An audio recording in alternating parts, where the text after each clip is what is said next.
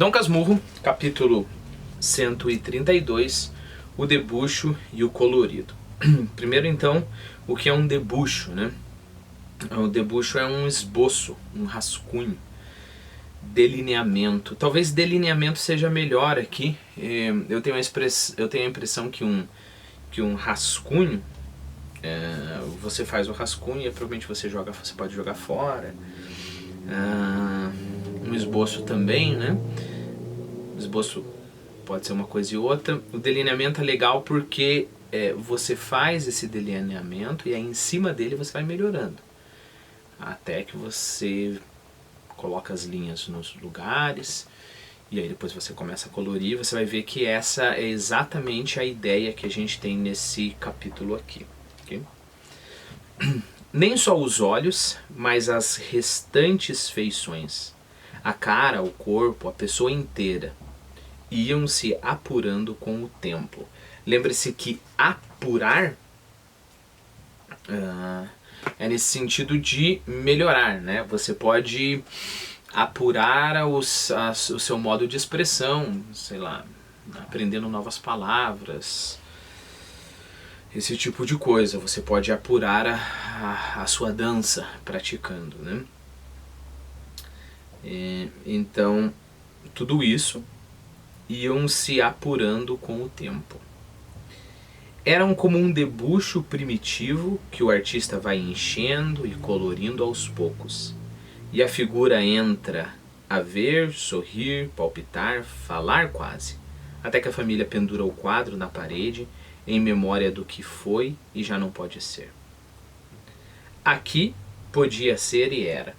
Eu sei que nesses diversos últimos vídeos eu não estou chamando atenção para esses pequenos detalhezinhos na linguagem do Machado, né? Mas às vezes vale a pena a gente lembrar, né? Entrar a ver, entrar a sorrir, entrar a palpitar, que é começar, né? Entrar a fazer alguma coisa. Então lembre-se, a imagem aqui é exatamente de um pintor, né? Que vai enchendo e colorido aos poucos o seu debuxo, e a figura entra a ver, quer dizer, você começa a reconhecer ali uma visão naquele quadro, um sorriso, até um palpitar. Né? Tem uma cena bem legal, bem bonita no A Montanha Mágica, do Thomas Mann, que o Russ Castorp, que é o personagem principal, ele chega num quadro e por causa da atenção com que o pintor fez o quadro, principalmente na parte aqui do colo da mulher, com as veias e tudo mais, a impressão que ele dá é que quando se ele colocasse a mão ali, quando ele coloca a mão, ele sentiria a pulsação, o calor da pele e a pulsação das veiazinhas, né? Então eu acho que é isso que nós estamos falando aqui, né? Porque um quadro literalmente não sorri, não palpita e não fala. Mas sorri, palpita e fala. Se é que você me entende. Até que a família pendura o quadro na parede em memória do que foi e já não pode ser. Aqui podia ser e era. O costume valeu muito contra o efeito da mudança. Mas a mudança fez-se. Não a maneira de teatro. Fez-se como a manhã que aponta vagarosa. Primeiro que se possa ler uma carta.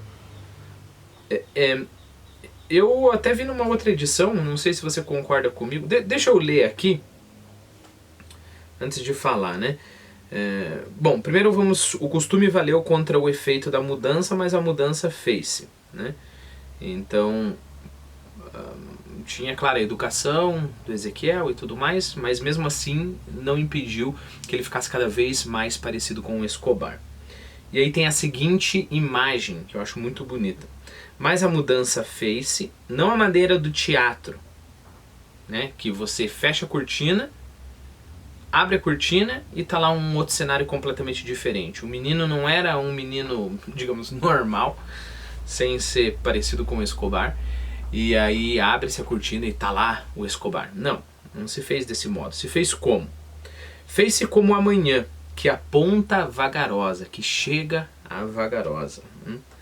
Primeiro que se possa ler uma carta, depois se lê a carta na rua e assim por diante, né? No gabinete, etc, etc. Se você quiser reler na versão original, pode reler, mas para mim faz mais sentido primeiro que não se possa ler uma carta. Então vamos lá. Como que Ezequiel mudou? Imagine que está amanhecendo, você pega uma carta, sai e você simplesmente não consegue ler a carta, né?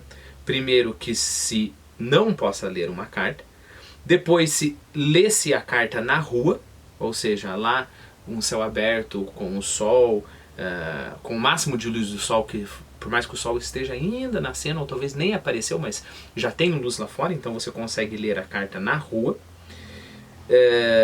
em casa, no gabinete, sem abrir as janelas, a luz coada pelas persianas, basta a distinguir as letras. Compreenderam? Então, imagine que conforme vai avançando a manhã, a pessoa vai mudando de posição. Então ela estava lá fora, conseguiu ver a carta, e agora ficou até fácil de ler a carta lá fora. Então dentro de casa ele já consegue, sei lá, na sala, né, com várias janelas. Depois já entrando no gabinete, que é um ambiente mais escuro, ele já consegue ler a carta. E depois, por mais que ele feche as janelas, ele mesmo assim consegue ler a carta. O sol entra pelas frestas. E aí que vem a história. Talvez você não queira ler a carta, né? E o Santiago não queria mais ler essa carta. Então ele se fecha no gabinete, pensa aqui, e eu vou fechar todas as persianas aqui, então não vou conseguir ler a carta. Mas a luz entra, mesmo que ele não queira. A luz coada pelas persianas basta a distinguir as letras. Li a carta, mal a princípio, e não toda. Depois fui lendo melhor. Fugia-lhe, é certo. Metia o papel no bolso, corria a casa, fechava-me, não abria as vidraças, chegava a fechar os olhos. Quando novamente abri os olhos e a carta, a letra era clara e a notícia claríssima. Não tinha como não ler Ezequiel. Deixa eu abrir um outro vídeo.